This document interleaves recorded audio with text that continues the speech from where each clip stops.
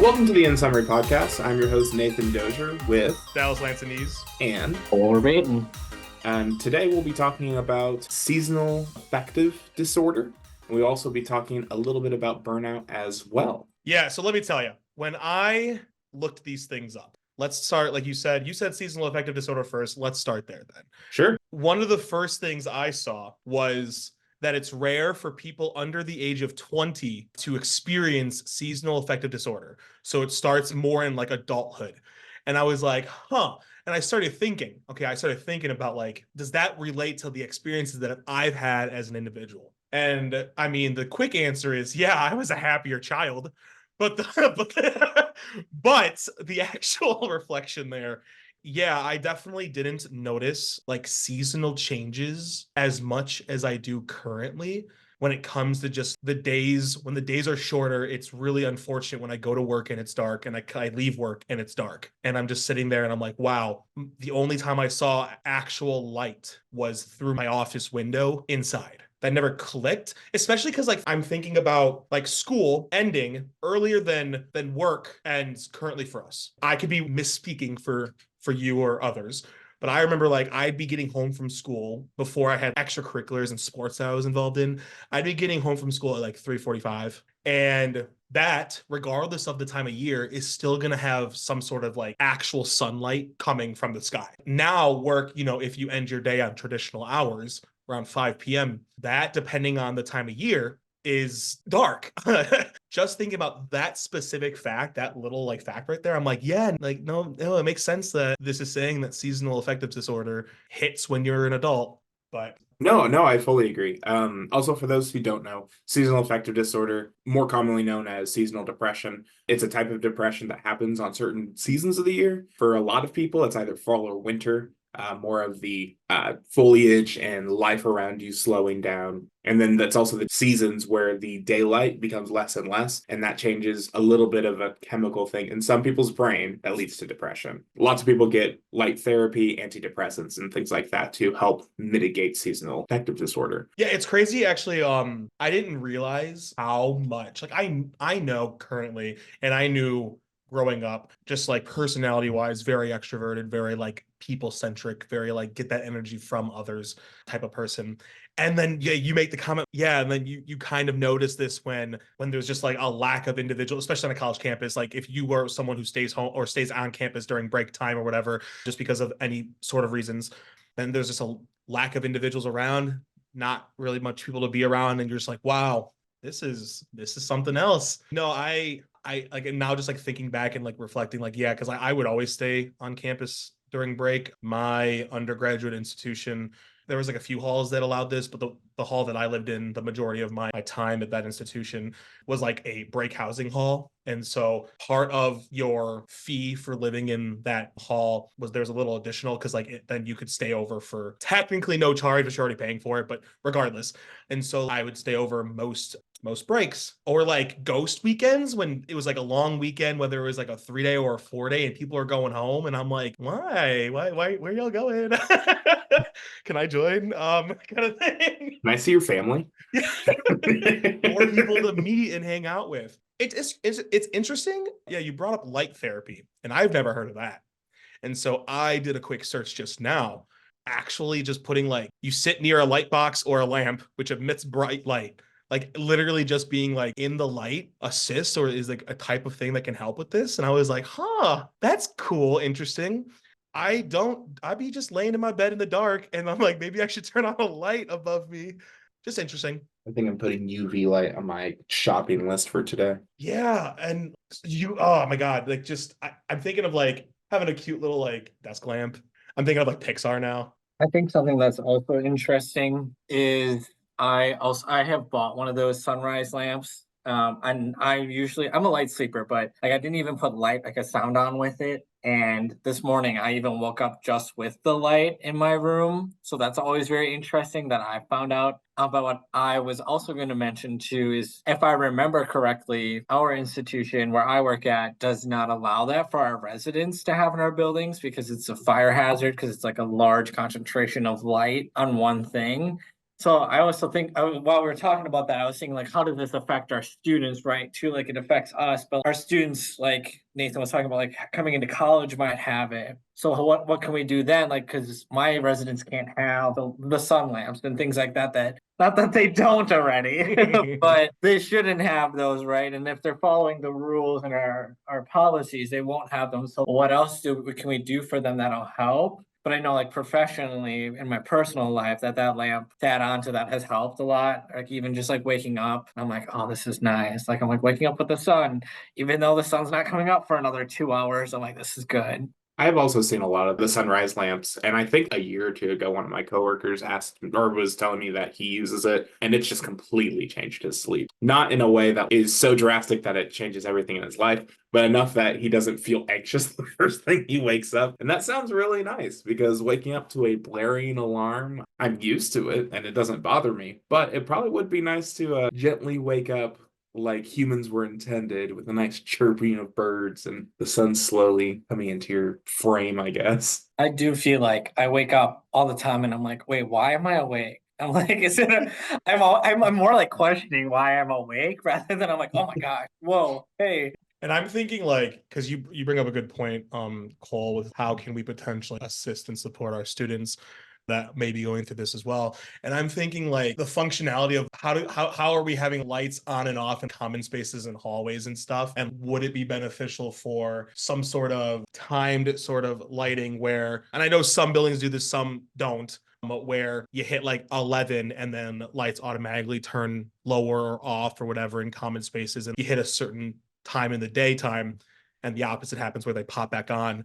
It's just so interesting because we're trying a new in one of my buildings, not both. I have two buildings, but both the same community, two buildings though, just east and west. And one of my buildings, we're trying, for lack of a better phrase, mood lighting in the lobby to make it feel like a little bit less, bring the lights down, maybe so you feel like less anxious or less stressed in that space and it's just more calming. But I'm just curious if people are going through things like SAD or just other things along, is that actually being effective or not? I'm not getting the commons either way, but just a thought. In one of our newer buildings, we have time-based lighting in the hallways. So I believe it's at 9 is when all the lights turn on. Actually, it might be 8 o'clock. All the lights turn on, and at 10:30 is when the lights turn off, because that used to be when we did rounds when I was an RA. I don't think the timing's changed since we changed the time they do rounds and things like that. But I've never, I guess I don't know if it's changed anything because that's just how the lights have always been. So I'm not exactly sure how that works. But on the bright side, all of our common spaces have natural light through a bunch of very large windows. So I think that does help at least a little bit when it comes to not having as much lighting during the winter months. But we also had our conversations about burnout. Burnout more toward the people that we supervise and ourselves and even our supervisors, because managing up is a skill that we should still practice. So first of all, I just want to talk a little bit about burnout and what it is. Essentially, it is mental, physical, emotional exhaustion that comes from excessive stress in your workplace or in anything else. So for the emotional side of it, you'll have some unstable mood, feelings of sadness, anxiety, feeling like you're detached from others. Physically, you'll be tired. You'll have some body aches. You may have some stomach problems and frequent illness or longer recovery time from illness. And mentally, you'll have difficulty focusing, some brain fog. You'll try to avoid things, prolong any job that you don't want to do. And then you also start to assume that people have negative intentions when it comes to interactions that you have with them. You may also lose interest in things that you once enjoyed. Very similar, and I think they sometimes go hand in hand. A lot of people experience burnout in tandem with seasonal depression, and some people will just experience it at very different times. Really good example is over the summer, a lot of higher education staff feel burnout just because there's not as much to do just because students aren't here. So I think I think that what's not talked about enough, or at least in the circles that I'm in, and now I'm obviously only speaking about the experiences that I've had, but the circles that I'm in and what I've gone through so far as a graduate level hall director and then now a professional hall director my third year, I think it's interesting how the seclusion and how siloed a hall director position, an entry level higher education position can feel, especially if you're an individual like myself, who I initially wanted to open myself up to as many opportunities as possible. And so I wasn't trying to say, oh, I'll stay in a certain state or stay in a certain region or whatever. And so I applied and looked at jobs all across the country. And so I grew up in Illinois. I did my grad school in South Dakota, and now I am in North Dakota as a professional. And I think if you just couple, so the idea of seasonal affective disorder or SAD and then burnout, I feel like can be heightened by the fact that, so personally, I have moved hours away from individuals that I made connections with in college, individuals that I grew up with, individuals that, and then outside of grad school, I made connections in grad school and moved away from them. They moved to their next place. And I feel like regardless of how welcoming an area, a department, a team is, there's always going to be that feeling of seclusion or feeling siloed off in a position like this that can lead to these factors being exemplified or exponentially feel different or heightened, I should say. I feel like that's not talked about enough, because like you start getting into higher chains or higher rungs in the ladder of if it's residence life or other departments in higher education, and usually those people are more, you settle down eventually. You don't move across the country into different locations and start moving away from the connections you potentially have made. And yeah, I don't know where I'm going with that. I really hate to quash any hope, and I really don't want to. That's not what my intention is with what I'm about to say. So I have stayed, I may have talked about this the last time, but I have stayed at Fort Hays since my undergrad. I have been here since 2015. I've worked in residential life almost the entire time, and I still have the exact same feelings. Like, I've known the people I work with. I have only moved in the same department, but still people leave. Like, it's the exact same if you stay here or if you leave, because other people still have lives and they also have decisions to make. And there are a lot of people I've made really, really close connections to as a student, as a graduate student, as a professional. And I have seen, like, I know that there's people who just, they have to go. I get it. People want to keep going with their lives too. But there's just some people I wish I could keep here. And one of my best friends was my grad when I was my first year as a professional. Before that, we were in grad school together, but they just wanted to go to New York. I totally understand. And that's honestly a very good opportunity for them. And I really am happy for them because they did make it over there and have worked there ever since. I think that's been since 2022. But there's just something about once you stay for as long, eventually you're just kind of the person who wants to get out too. And I still think that all of the things about like seasonal affective disorder and burnout, I think a lot of it's situational, but a lot of it's also just within knowing what your personal triggers are, what your personal effectiveness and diagnoses are. Build off of the idea that Nathan you're talking about, because I'm in a similar position too as you. I went to undergrad at my institution and now I've worked there for the majority of my professional career. Well, all of my professional career in higher education. I did have a stint in marketing for 3 months before I came back to higher ed and admissions. But I think there's something that like working at the institution that you went to as an undergrad. I think my first thought is it can be a lot. You learn the backside of everything. And you're like, wow, okay, there's a lot more that was going on than I thought. Because I was even an RA here too, and I was like, wow, like the hall directors actually do a lot more than I thought they were doing. But two, in a similar sense, being at an institution that I've gone to, I know the institution, I know the people here. So sometimes, in making it a little bit broader than housing even too, is like I feel like I'm almost relied on a little bit more because I have that institutional knowledge of who to go to when, who I can go to for this. Like I know a lot of things about the institution itself. So then I almost feel like sometimes I'm relied on a little bit more. And that in itself can create a little bit of burnout because yes, I've worked in admissions. That does not mean now that when I work in housing that I want to work at every orientation there is that admission hold. I don't want to work at every event that they hold. Like I know exactly what to do in those situations, but I think it's important to realize that even though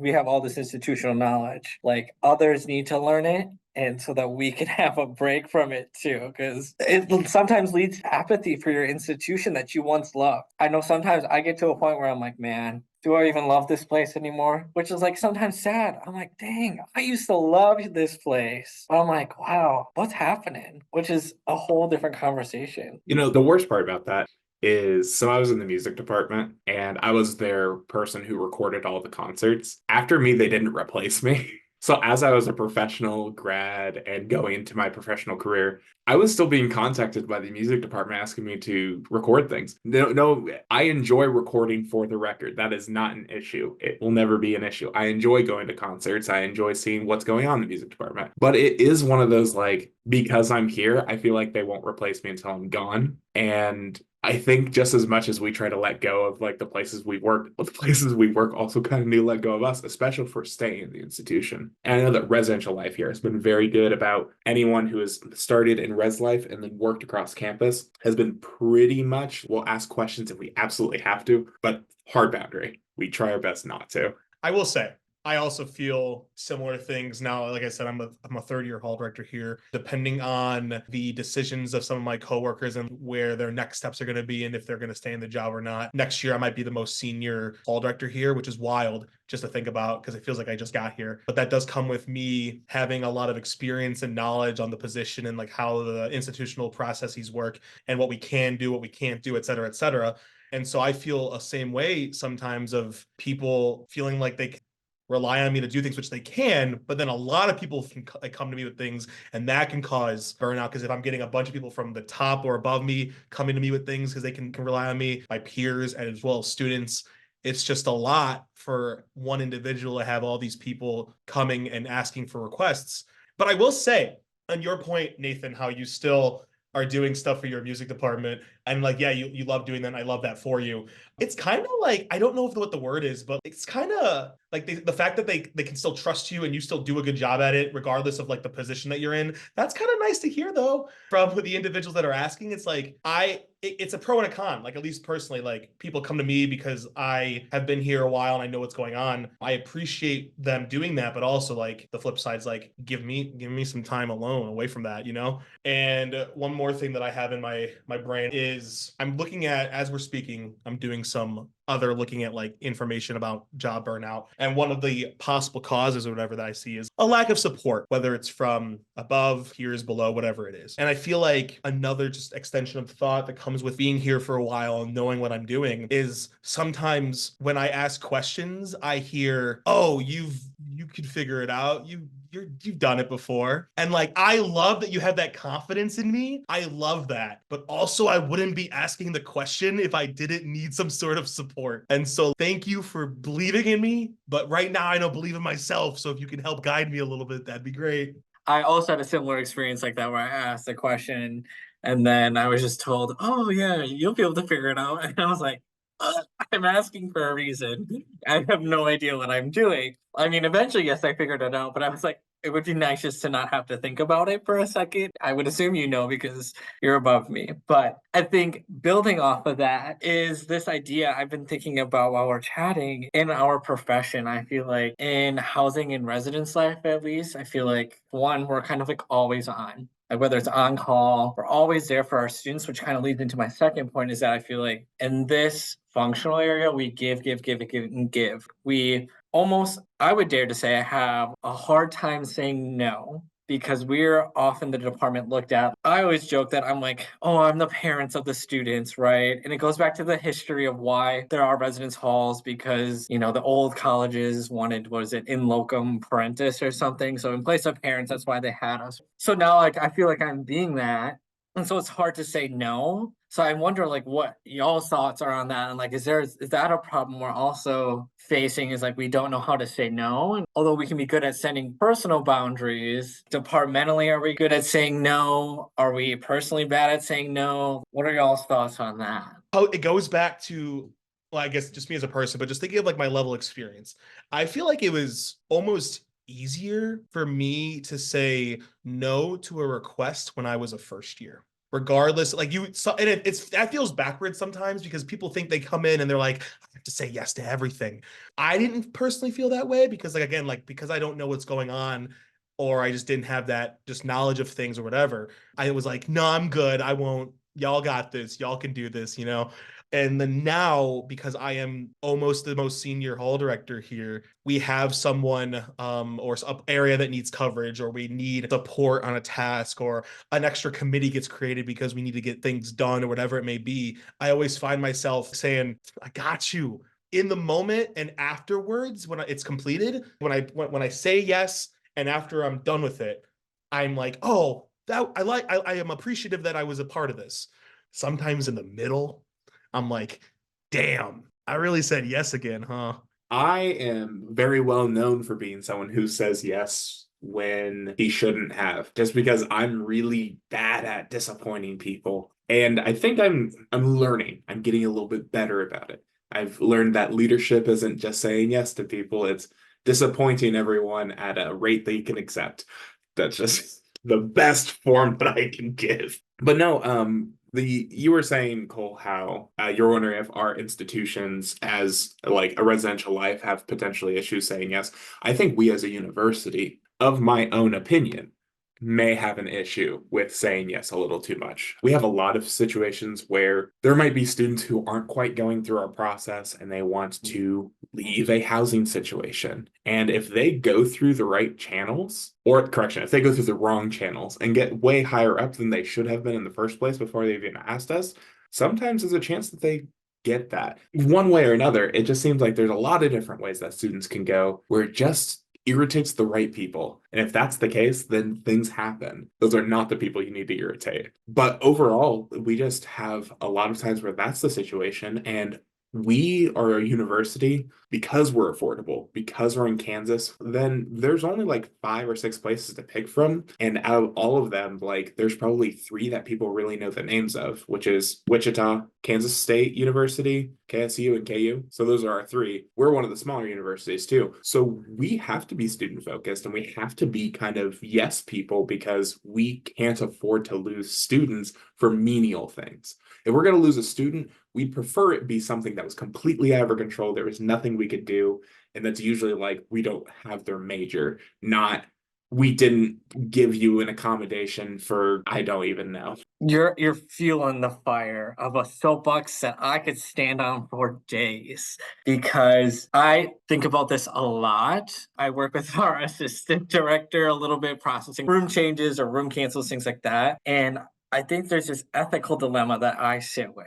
And like it goes back to burnout because we're always saying yes, yes, yes to everything to keep students. But then I go, what is that teaching them, right? If at the base of our profession, student affairs professionals is to be educators, and we're just saying yes to everything they want, what are we teaching them? Are we preparing them to be good, civilly engaged people after they graduate? Where they're going to be told no, where the past 4 years they were just told yes for everything. Like, what are we teaching them when we say yes, yes, yes? Like that, in my mind, does not sit ethically correct, and that's not what higher education is supposed to be.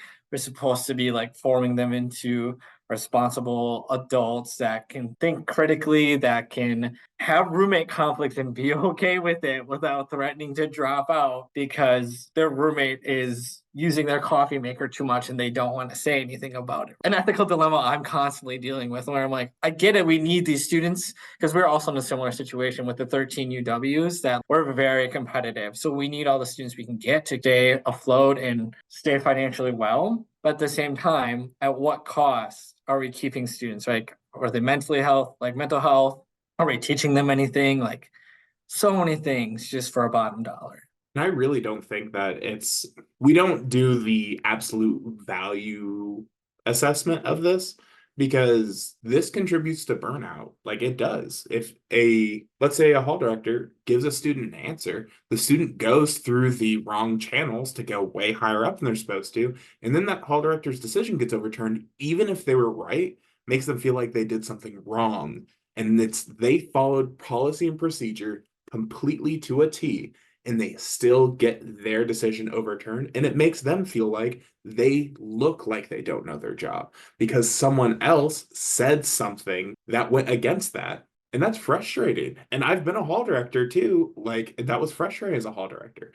And then even in my position now, I fight so hard to make sure I don't have to overturn decisions unless it's absolutely necessary and there's nothing else I can do about it. And it's tough because there are times when I have to satisfy a square hole and a circle hole and I can't quite do both with my triangle piece, but one of them's got to have a triangle piece. But no, it's tough. And I do agree that part of it is, what are we teaching these students if we just give them what they want every time they want it? But the other part of it, and I know it's the bigger part of it, which is higher education's at a little bit of a downtick right now. And by a little bit, I mean a lot of it. And if that's the case, we can't even afford to irritate these students to the point where they don't continue their education, because one, higher education is super important. And two, if it's super important, we want it to be super important here too. At the end of the day, it's also the bottom dollar. I think something that's, at least in my, again, on my in my experiences, I feel like something that needs to be a little bit guided, talked about, helped with, whatever. And it goes back to, and again, I know we don't share the same experiences. Y'all share some experiences together where you've been at the same institution, same area for an extended period of time. I've been bouncing around places for my experiences so far. And I feel like something that's not done enough in someone in my world is, so burnout comes with the inability to potentially find that balance or whatever between like what you do in work and what you do outside of work. So like work-life balance. There's a better phrase for that my supervisor uses. Y'all know him as the president of UMR, Brooks Hetley. I don't remember what phrase he uses for work-life balance, but it's a better phrase than work-life balance. But regardless, it goes back to, we live in the residence halls. We're on call. You know, we're always seen, so it's hard to find that balance sometimes, because like even if you're off, you're on, and even if you're on, you're on. You know, but I feel like supporting entry-level professionals who are new to an area to help find their like connections outside of the job. I have people that I work with that I enjoy working with, and I can, go to lunch with, and I have good conversations, and it makes my days better. But I don't want to also be, no offense to them, I don't want to also be always hanging out with them outside of the job too. I'd like to have people who aren't connected to this place so I can do that somewhere and just leave my mind and not be there, and go somewhere else. And like, at least with my experiences currently, I haven't succeeded in that task of finding a lot of away from campus individuals, away from my job individuals that I can hang out with, at least in person. And so I find myself a lot of times doing stuff virtually, which is cool that we've advanced as a society to be able to do things virtually. Isn't cool when it goes back to the whole, I'm extroverted. I get my energy off of people being around me. And when I don't have people around me, I'm feeling not great. And then the not greatness is exemplified when it's winter time and I go home from work and it's dark and I'm just like, oh, I feel so drained.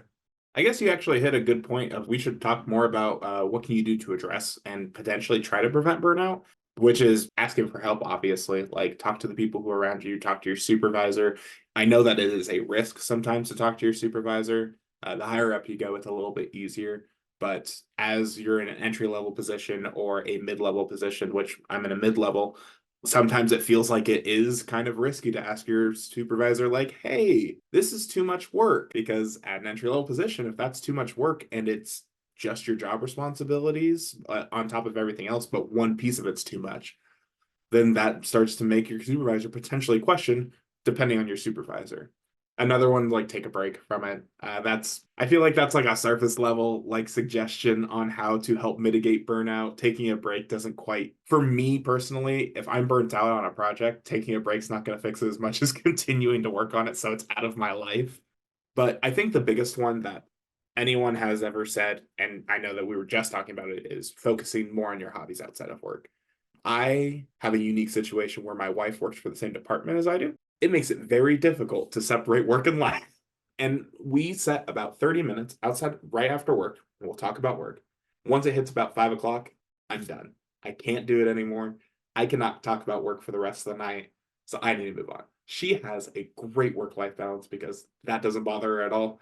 I'm very happy for her. I just can't do it.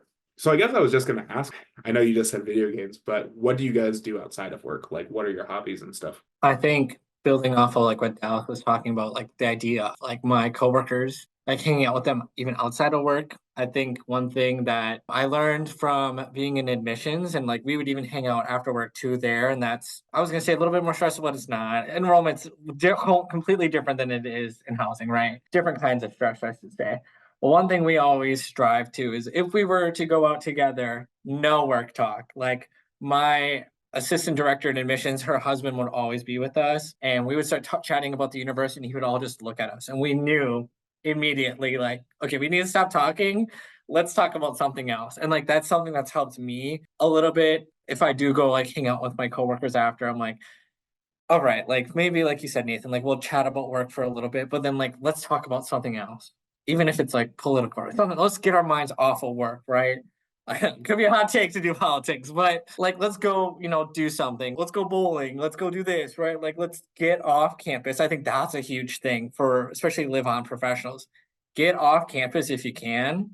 Even if it's campuses right across the street, I try to do that. I think also for entry level professionals, what's I struggled with was finding hobbies, one to begin with. I think that's something I think everyone struggles with. But one thing that I have always wanted to do and could be an idea for anyone is I know, at least in the Stevens Point area, we have like an Ignite Young Professionals organization through, I want to say, our Chamber of Commerce. But I thought that could be a very interesting like networking opportunity to go meet other young professionals who are like, oh, like here I work here at this, company. Like we have, an insurance company that's headquartered in Point, right?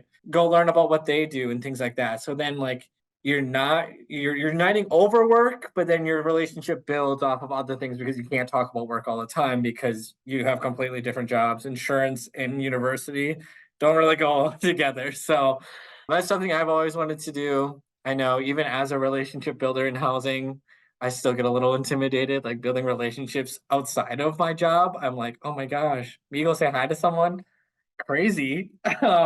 But for my job, I'll do it. So yeah, that's kind of my thoughts so far about it. I think that's funny that the last thing you said, Cole, is like, yeah, because even regardless of how easy it is for me in my position to start a conversation, go up to someone, regardless if they're someone like a student or like another professional on campus, I could be like, all right, I got this, it's easy. And then I step away from campus and I'm like, you people scare me. No, and so like I find that just funny because I feel the same way. But I guess I agree also, like it's been difficult at times to try to find like what are my hobbies that aren't just sitting in my apartment, because I don't want to do that all the time. I love a good drive, get lost on a back road. Especially like I haven't been able to do it as much as I was able to do it in like my undergrad experience as like a professional. But something I would love to do is just get in my car, go down some roads that I've never been down before.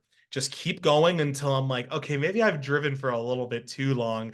And then try to find my way back without GPS. And it's a fun little game that I play. Have I gotten lost? Yes. Have I always made it back? Yes. And I get it. Maybe that's not like everyone's cup of tea. Maybe not the best suggestion of an activity, but I like doing it. Something else that I have outside of the common answer for a mid to late 20s guy to say is video games. Outside of saying video games, I like writing music. I've been making jokes with some of my friends because like Taylor Swift is coming out with her new album in April. I don't remember what date. Can't remember. The Tortured Poets Department, I think it's called. If that's wrong and you're listening and you're a Swiftie, I apologize. I'm not a Swiftie, but my coworkers are that I surround myself with. And so shout out to them. But I was joking, like, what if I released an album the same day as Taylor Swift? And I named it a similar name so people would like somehow search and misspell that one and find mine. Trying to get like traffic I don't know. I will say I have one completed song in a folder and I was shooting for 10 for my album. I'm not getting that done in less than a month.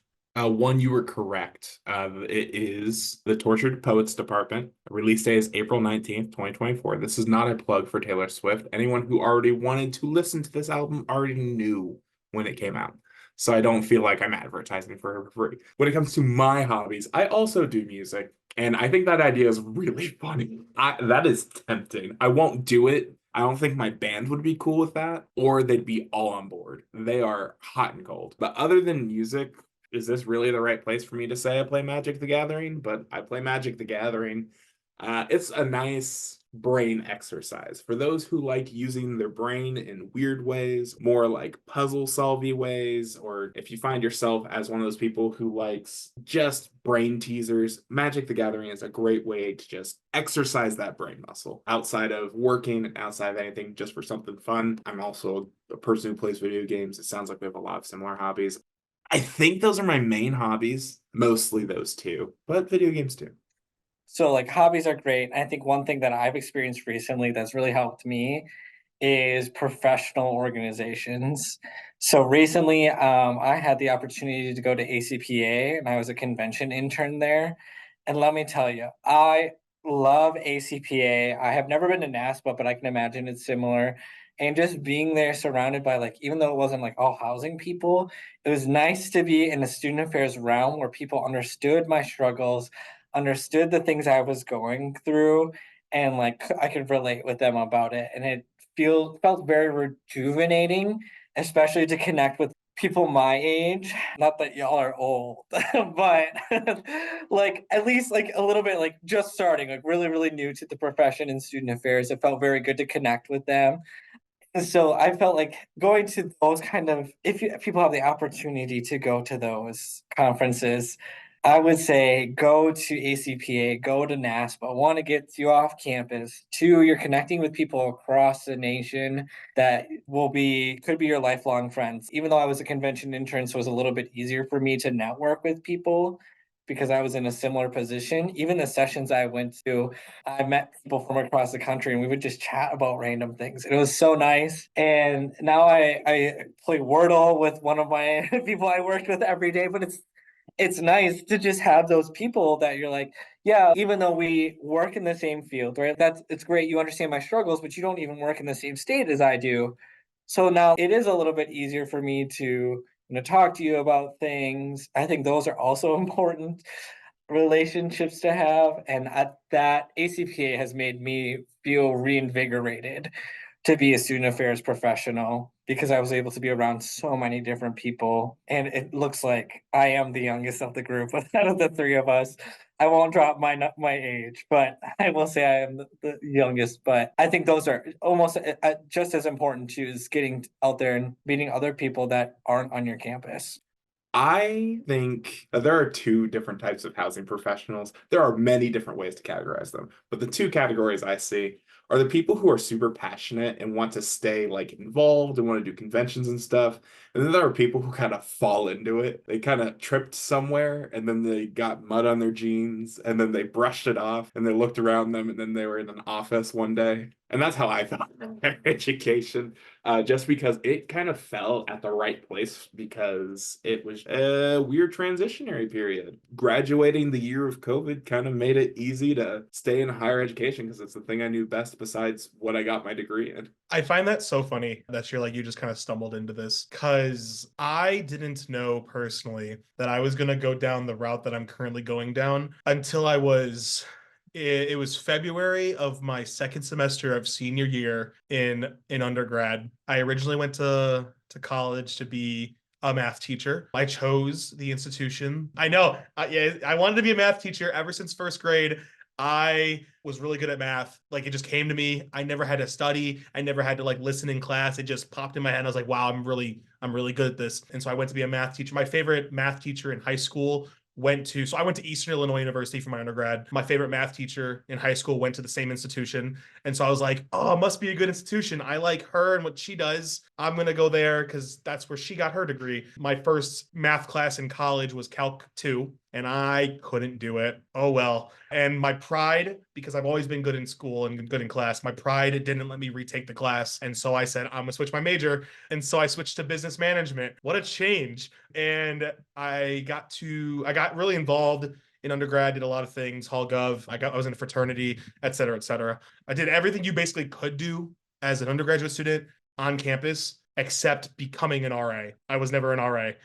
And so I did everything else though. And I got to, like I said, my February of my second semester senior year. I was really close to graduating, and I was just like in my RA's room at the time. Was really good friends with him. I was just like, damn, I don't want to do what my like I don't want to be in a.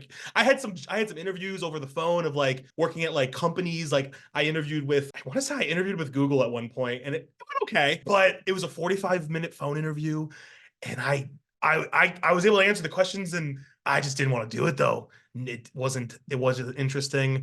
And so I was having like a midlife crisis, okay, in my RA's room. Like, what do I do?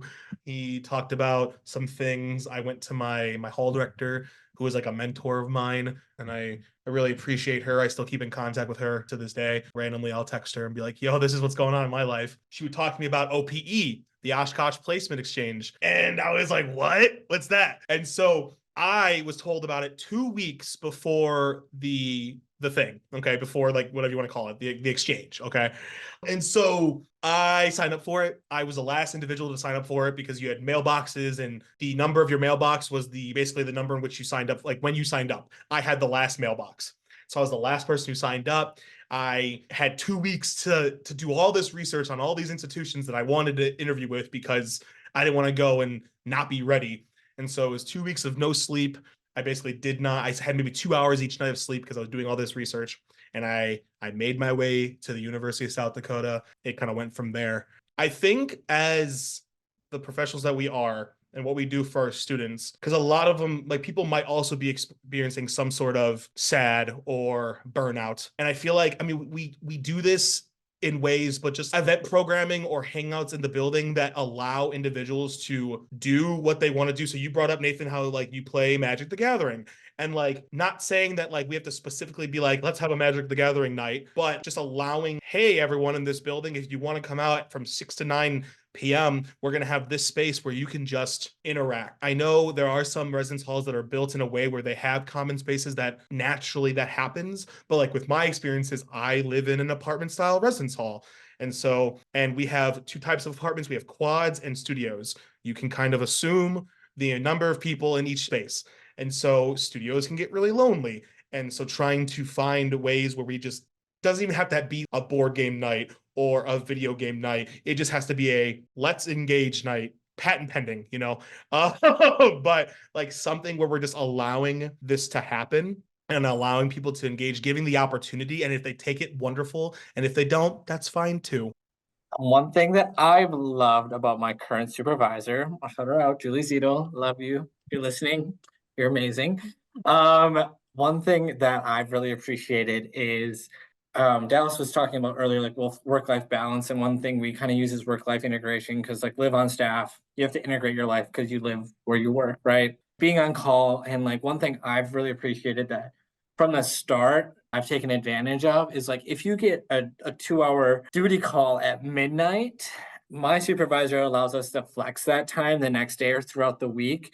And I'm not sure if other institutions do that. So if someone's listening and your institution isn't doing this currently, I think it's a great way to allow, especially on-call staff, to do that so that they don't feel like they're always constantly going, because sleep is very important to me. And I love having that flex time. Or even if I'm in my office a little bit later, like I just happen to work, 8 to 6 one day, then I'll flex my next 2 hours because like even though I'm salaried for 40 hours a week, not for additional hours. So I have very greatly appreciated being able to flex my hours when I can and able to, because that I feel like just allows me to relax and take more time for myself when I didn't have time otherwise or when I normally would have.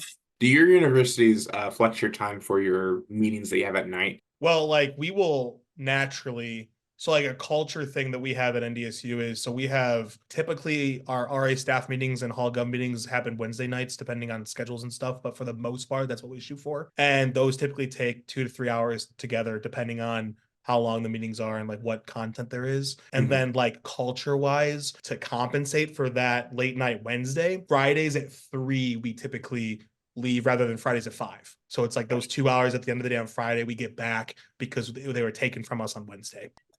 When I had my staff meetings, because ours were similar as NDSU, they were like typically held from 5 to 7 on Wednesdays. I would even if I could flex my hours and not coming into like 11 maybe that Wednesday, or I would find other ways to take off.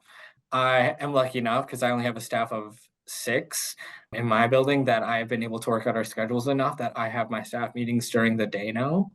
So that has been a game changer that I've been able to now work like when I'm not on call like a 9 to 5, that I'm like 5 o'clock I'm done because I don't have staff meeting. Even though I'm eating over my lunch, because like lunch was it was noon, right?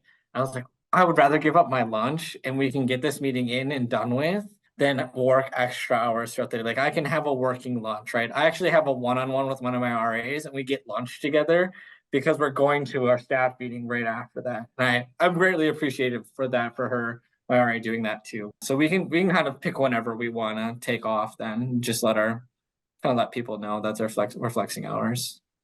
Yeah. So in summary, if you are feeling the effects of either seasonal affective disorder or job burnout, those feelings are valid.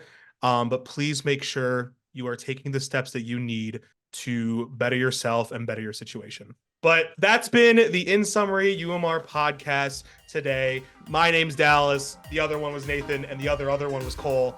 And I hope y'all have a wonderful rest of your day.